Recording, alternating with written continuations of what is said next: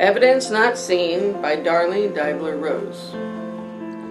The open drainage ditches carrying off the waste from the piggery provided ideal conditions in which the flies could breed and multiply. Even to the commander, the flies had become pestiferous, so something had to be done about it. There was no insecticide of any kind available. When he issued the order that every woman in the camp had to kill and personally deliver to his office 100 flies a day, we thought he had to be joking. He wasn't. He watched while we dumped our offerings into a tin set on the steps of his office, and some of the women got the cane treatment for falling short of their quota or for having cut the flies up to make it appear they had 100. We decided it was wise to make every effort to collect the full amount. We never knew when we might be singled out to have our catch counted. The most flies were around the piggery, so whenever there was a free moment, we raced off to the pigsties to make our kill. The sudden inundation of several hundred women, all intent on killing flies, must have been unpleasant for those working at the piggery, but we stopped only after an official edict announced that the practice had to stop, for it was disturbing the pigs. We had to devise some other method, and someone remembered how attracted flies were to soap suds. So before we started out to work in the morning, we whipped up a mound of soap suds in a tin and on our plates and left them to lure the flies to their death. If by afternoon we were still short, we soaped our hands and went down by the latrines. Each slash of our open hand through a swarm netted us 5 or 6. We didn't have time to let them die, so we squashed them between our fingers, and when our quota was filled, carried them to the office. We figured that approximately 60,000 dead flies were delivered daily to the commander, but there was no noticeable decrease in the fly population. It was a most irksome task. I suggested that the best solution to our fly problem was to consign Yamaji and his piggery to the dark side of the moon. Eventually, Yamaji wearied of counting dead flies, and this, like the calisthenics class, died a long-awaited death. One morning, soon after the fly episode, I had several strips of gauze handed me with a note that these were to be made into face masks to be worn by the women who dished out our food.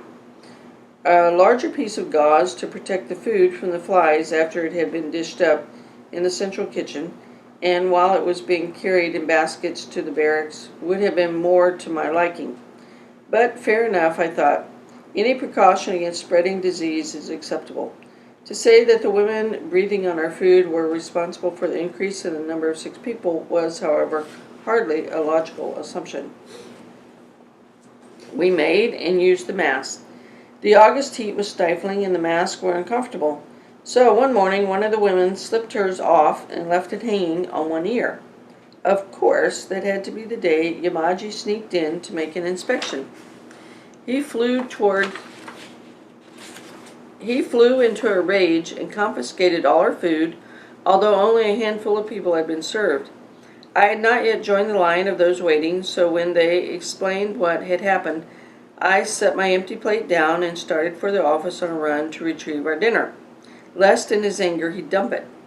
He likes us to grovel, so Lord help me to do a good grovel for him. I arrived in time, for the baskets of food were sitting on his office floor, but when he suddenly appeared between me and the food, yelling, "Mau apa? Want what?" I almost forgot what I'd planned to say. I retreated to the next step down and looked up to explain how sorry the woman was she had taken her mask off. It was very wrong, and it wouldn't happen again, but I had hungry children to be fed and hungry women who needed the food so that they could work hard that afternoon. They had done nothing wrong, so why should they be punished? You are the one who was wrong. You're head of the barracks. You're responsible to see that the women wear their masks. You're right, sir. I was the one who was wrong. I emphasized how bodoho I had been, meaning dumb or stupid. It was a word he loved to use when referring to us, so I pressed that point. That seemed to pacify him, and he motioned for me to take the food, then disappeared. I motioned for some of the women who were watching to come help me carry the food back to the barracks, thinking as I left the office, "Lo, one woe is past, and behold another cometh." The words were prophetic. We had made lamps from small tins with a rag wick protruding through a floating lid, but the kerosene ration was so small that we disciplined ourselves in the use of them. However, after the grime of the day had been washed off, the announcements read, and devotions finished, most of us were ready to retire. Little visiting was done with friends from our barracks. Since their move to Barrack 6 and after Dr. Jaffrey's departure, we had not seen much of Mrs. Jaffrey or Margaret. Occasionally, Mrs. Jaffrey helped prepare vegetables in the hospital kitchen, so Lillian was able to visit with her there. Margaret had joined the coolie gang unloading trucks, exhausting work, so we saw little of her. Margaret missed her father. The separation was very hard on her. This particular morning she had an altercation with her mother, and needing to give vent to her frustration and grief, she ran into the long grass behind the barracks and burst into tears. Suddenly she came face to face with Commander Yamaji, who demanded of her what she was doing there. She tried to explain, but he ordered her to get going and drove her before him to his headquarters, where he locked her in a room with a native man. She was accused of trying to make contact with this native man, whom Yamaji had apprehended earlier not far from where he had caught Margaret. Mr. Yamaji had been in hiding, waiting for the woman who was to rendezvous with the intruder. Fortunately, the man disclaimed any knowledge of Margaret. He had never seen her before and had not been trying to make contact with her. Realizing that the man was telling the truth and that Margaret had not gone into the long grass to meet him, Mr. Yamaji released her. Margaret came to me as soon as he let her go and told me what had happened. "Thank God he believed you, Margaret. What about the man?" She didn't know, except that he had been tied up and left in the room. We talked until she stopped trembling and decided she had better go back to her work. Suddenly the bell rang and messengers were running to the various sections of the camp, telling the prisoners to assemble immediately before the commander's office. Lillian Marsh came to stand next to me. When everyone had assembled, we were ordered to stand at attention. Then Yamaji appeared with the native man. He demanded of him the name of the woman, but the man only shook his head. Yamaji struck him, but he remained silent.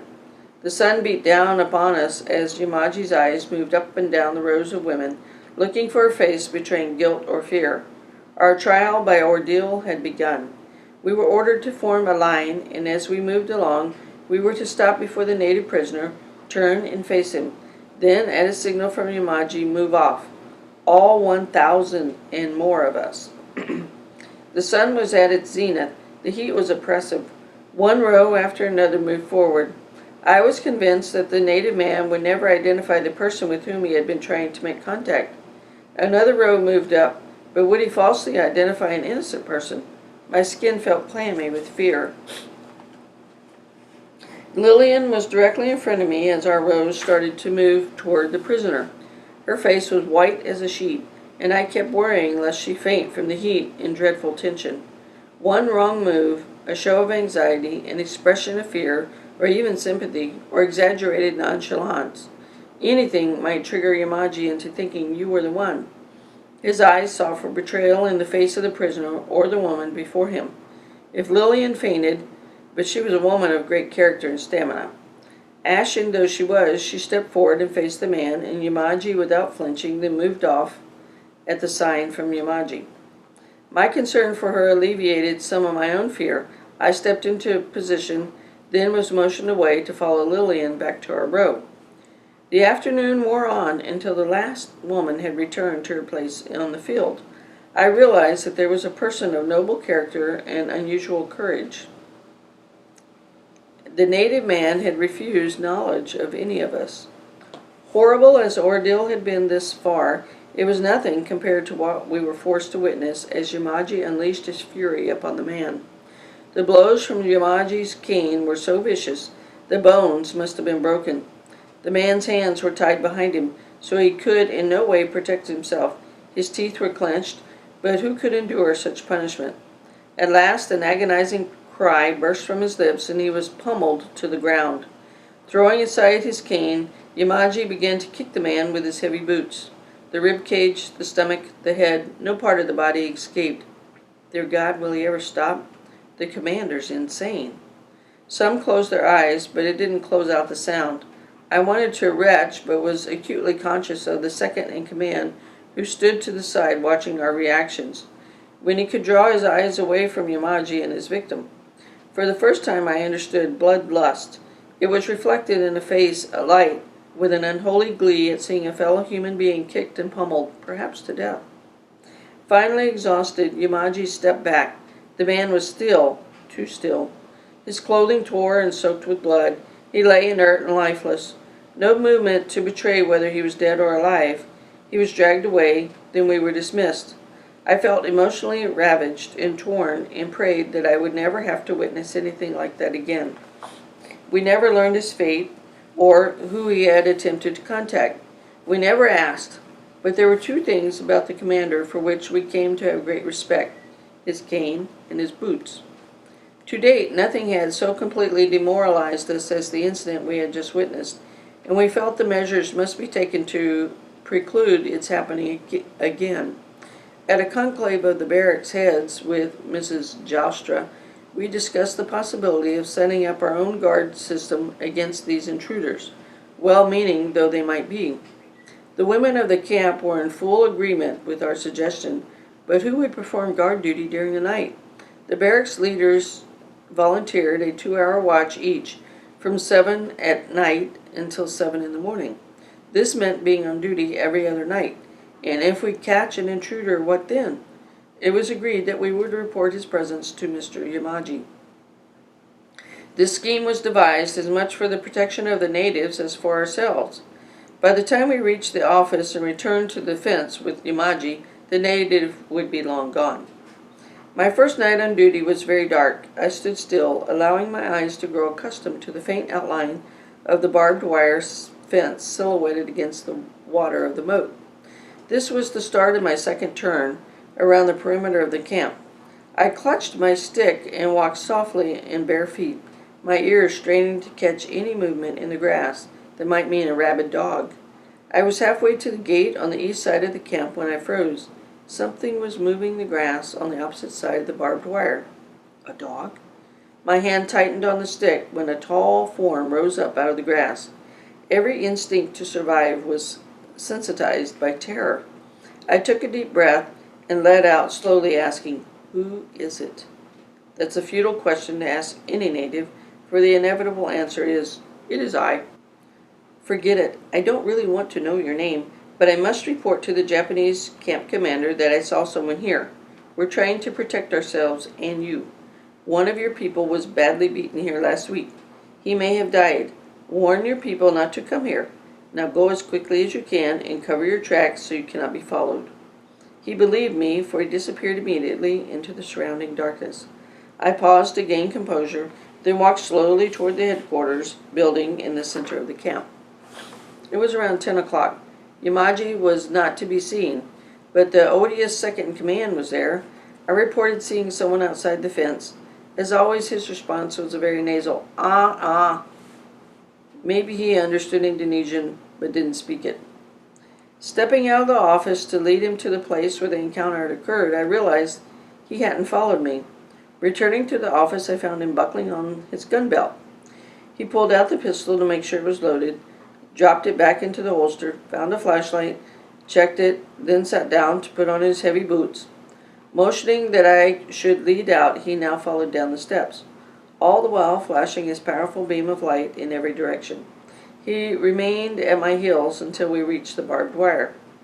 I had known he was a poor specimen, but would never have credited him with such cowardice. He kept me in front of him all the way to the fence, just as I used to herd my younger brother, Ray, ahead of me down the dark cellar steps. Did he think he was in danger from the native, or was he afraid that I might jump him from behind? The daytime intimidator of unprotected women was a nighttime coward, loaded gun, flashlight, and heavy boots notwithstanding. We women walked around barefoot and alone, even during the darkest hours of the night, around the outer areas of the camp, armed only with a stick as a defense against mad dogs. And the contrast angered me. To be afraid is nothing to be ashamed of, but cowardice, that's something else. I hated going down beyond the piggery, filling along the fence in Stygian darkness. Invariably, the oppressive stillness would explode into a cacophony of shrieks and pig squeals, and you never knew what or who startled the beast. I disliked it, for I'm not a brave person, but I never skipped the area or ran. I indicated the place where the person had been. Except where the grass was still depressed, there was no evidence of anyone having been in the area. I could scarcely guess which of us was the more relieved. The flashlight beam probed the darkness around the area. The investigation was over, and he was starting back toward the office. Now I was in the position of rear guard covering his retreat. I thought it would be a pity if he had not one memento of his brave search for the intruder, so I stepped out to the side of him, saying, "This way, sir," and led him through a beautiful field of stictites. By the time we reached the area of light near the office steps, his immaculate three-quarter white socks looked like furry gray putties. He looked down at them in dismay. When I saw his expression change into anger, I bowed hastily and said, "Good night, sir," then beat a retreat, remembering the quip that cowards live to fight another day. All the way back to the barracks, I thought about the fun he would have removing those stictites. From the malevolent looks he cast in my direction, I had a feeling he didn't care much for me after that.